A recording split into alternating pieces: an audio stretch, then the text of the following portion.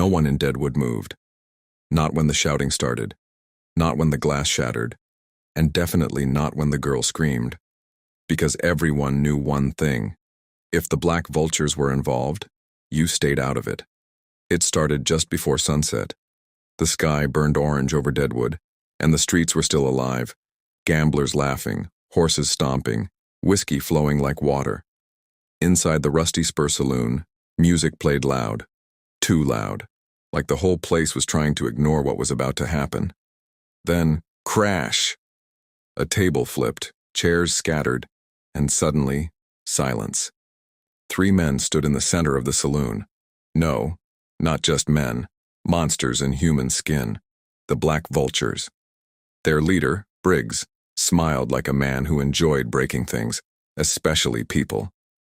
In his grip was a young woman, her wrist twisted behind her back, her face pale, eyes wide with fear. "Please, let me go," she whispered. Briggs laughed. "Deadwood don't work like that, sweetheart." No one stepped in. Not the bartender, not the gamblers, not even the sheriff sitting in the corner, pretending his drink mattered more than her life. Because everyone knew, you don't challenge the vultures unless you're ready to die. Briggs dragged her toward the door. Her boots scraped against the wooden floor. Her fingers clawed at anything she could reach, but no one moved. No one helped. No one dared. Then, the saloon doors creaked open. Slowly. Deliberately. Like someone who had all the time in the world. Boots stepped inside. Dusty.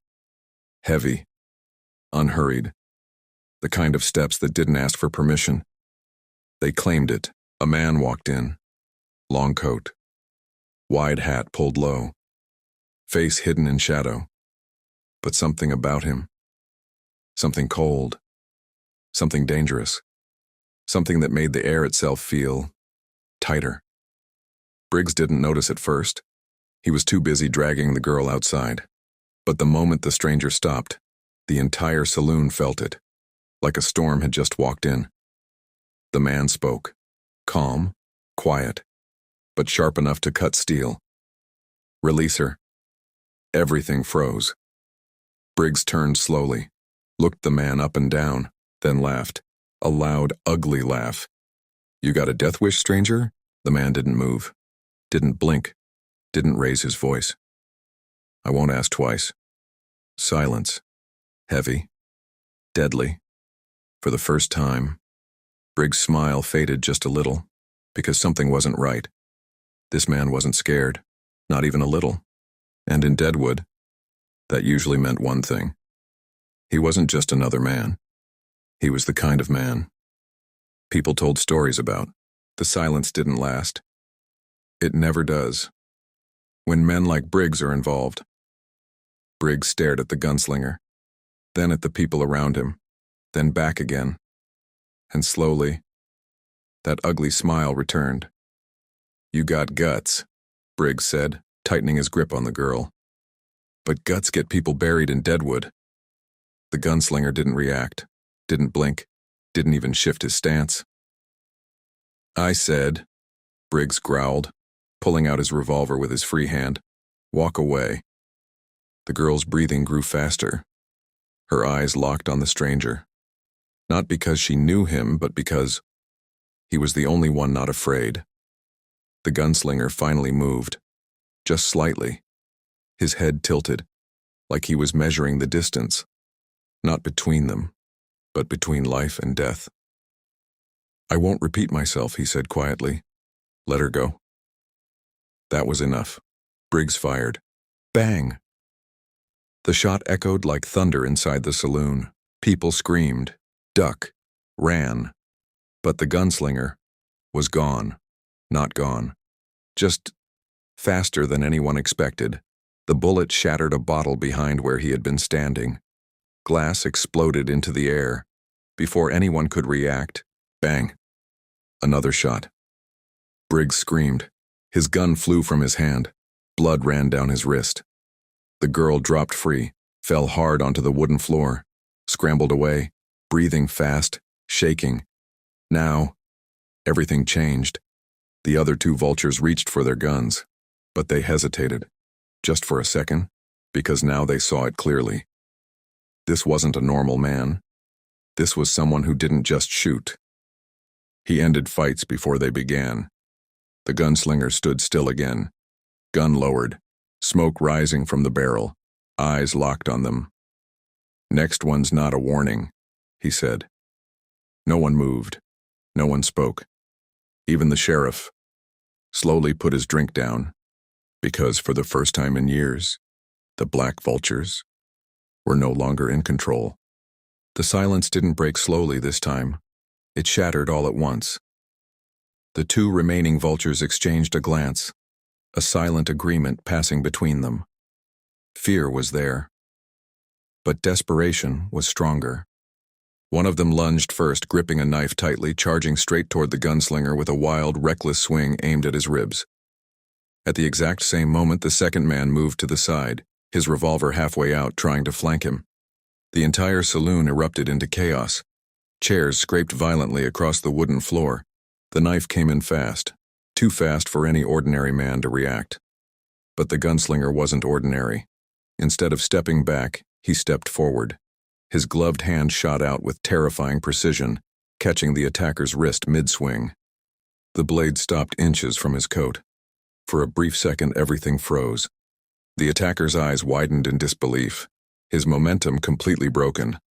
The gunslinger's face remained calm, almost emotionless, his gray eyes cold beneath the shadow of his hat.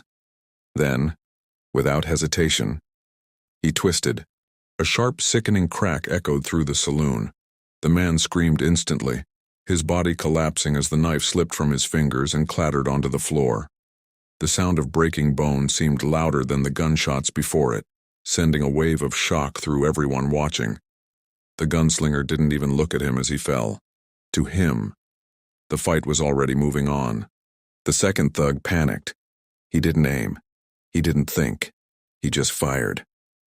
The gunshot exploded through the saloon, lighting up the room for a split second.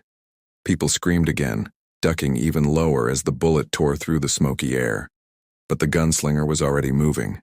In one fluid motion, the gunslinger grabbed the already injured man and pulled him into the line of fire. The bullet hit, not its intended target. The thug's body jerked violently as the impact sent him backward. It all happened so fast that no one in the room could fully process what they had just seen. This wasn't just skill. This was control. The saloon fell into a strange, heavy silence again. Broken furniture lay scattered everywhere. A lantern flickered weakly. Someone whimpered from behind a table, and in the middle of it all, the gunslinger stood perfectly still, untouched, unshaken, like the storm had passed, and he had been the storm. Briggs stumbled backward, clutching his bleeding wrist. This time there was no anger in his eyes, no arrogance, only fear. Real, undeniable fear. For the first time in years, he wasn't the most dangerous man in the room anymore. The gunslinger stepped forward. Slowly. Each step echoed against the wooden floor, louder than any gunshot. The entire room held its breath as he closed the distance. This wasn't a fight anymore. This was judgment. From the corner, the woman watched everything unfold. Her breathing was still unsteady, but her eyes had changed. The fear was fading, replaced by something else. Something stronger. Hope. Because for the first time since this nightmare began, someone had taken control. The saloon no longer sounded like a place for laughter or cards. It had become something else entirely. Something heavier. The dust in the air moved slowly now, almost like time itself had begun to stretch. The broken tables, the scattered glass, the overturned chairs, everything stood as silent witnesses to what had just happened. And in the center of it all, two men faced each other. Briggs and the Nameless Gunslinger. Briggs tried to steady his breathing, but it wouldn't listen. His chest rose and fell unevenly, his injured wrist trembling despite his effort to hide it. Blood had started to dry along his fingers, but the pain wasn't what shook him.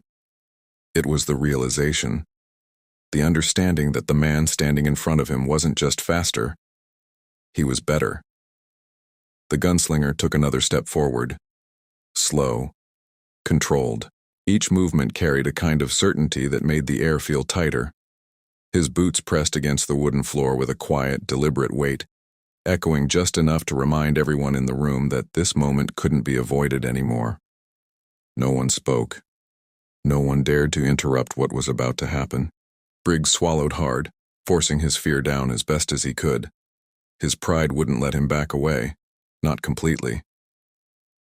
With a shaky breath, he bent slightly and grabbed his revolver from the floor with his uninjured hand. The movement was slower than before, less confident, but still dangerous. "You don't know who you're dealing with," he muttered, his voice rough, trying to reclaim control of the moment. But even as he said it, the words felt empty, because deep down, he already knew. The gunslinger didn't answer, didn't react. He simply stood there, watching, waiting, measuring. The kind of stillness that only comes from someone who has already survived too many fights to fear another one. For a moment, everything stopped. Even the flickering lantern on the wall seemed to pause between breaths. Both men stood motionless, one clinging to what little control he had left, the other already in control of everything. Then, Briggs moved. Fast. He raised his revolver in a desperate attempt to fire first, his finger tightening on the trigger as his body leaned forward. But desperation is never faster than precision. The gunslinger had already drawn. The sound came like a crack of thunder. One shot. Clean. Precise. Briggs froze for a fraction of a second, his expression caught somewhere between shock and disbelief. His revolver slipped from his hand, hitting the floor with a dull, lifeless thud. Then his body followed, falling backward slowly like the fight had finally caught up to him. The echo of the gunshot lingered in the air long after he hit the ground, and just like that, it was over. No one moved. No one spoke. The saloon stood frozen in the aftermath, as if the world itself needed a moment to understand what had just happened. The gunslinger lowered his weapon slowly. No victory, no celebration, just silence. The kind of silence that follows something final. From the corner, the woman stood. Her legs were still unsteady, but she found her balance. Step by step, she moved forward, her eyes fixed on the man who had just changed everything. She didn't speak. Didn't need to, because some moments don't require words. The gunslinger glanced at her briefly, then turned away, as if this was never about being seen, never about being thanked, just about doing what had to be done. The saloon slowly came back to life, not all at once, but in pieces. A chair creaked somewhere in the corner. Someone finally stood up from behind a table. The bartender peeked over the counter, still unsure if it was truly over. The tension didn't disappear. It faded, like a storm that had passed but left the air heavy behind it. Briggs lay motionless on the floor. The woman stood still for a moment longer. Her hands trembled slightly, but not from fear anymore.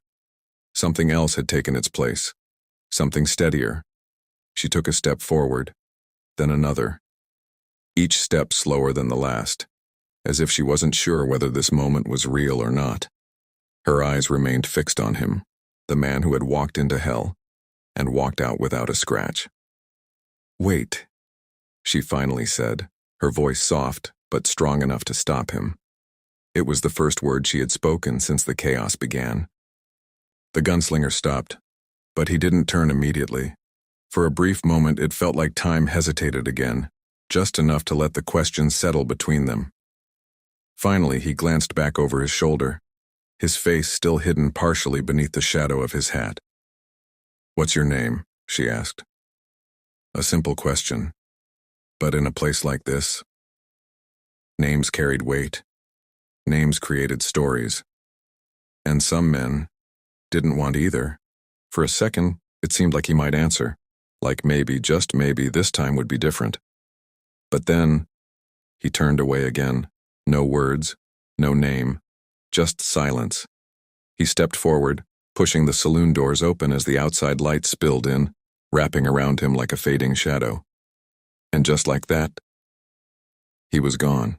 The woman stood there watching the empty doorway, She didn't chase him, didn't call out again, because deep down, she understood. Some people aren't meant to stay. They arrive when needed, and disappear before they're remembered. Behind her, voices slowly returned. Whispers, questions, stories already beginning to form. Who was he? No one had an answer, but everyone knew one thing. Deadwood would never forget the day a nameless man walked in and changed everything. And somewhere far beyond that town, another story was already waiting for him.